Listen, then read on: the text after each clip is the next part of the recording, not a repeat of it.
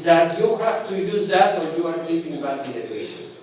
So you have to remain independent from company's opinion and just go into detail in the papers to see if there is a survival benefit and, very important, if there is a clinical benefit.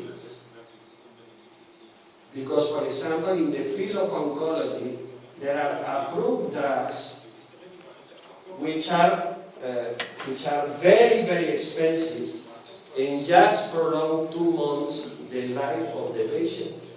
And sometimes these 2 months are linked to the hospital.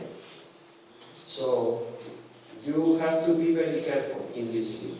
So this is why I'm trying to be very strict in my talk in order to focus on real benefits in terms of survival and in terms of clinical benefits. And also to give the message that you have to trust in your doctors because they will do the best for you despite not having the possibility to access to very novel agents.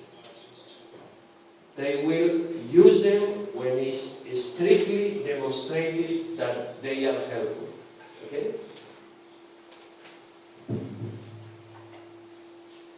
This is one study using Revlimid or lenalidomide as consolidation maintaining post-transplantation from a large French group. And you see that progression, so the times without progression of the myeloma is much better in the lenalidomide arm compared to the placebo arm, but the overall survival is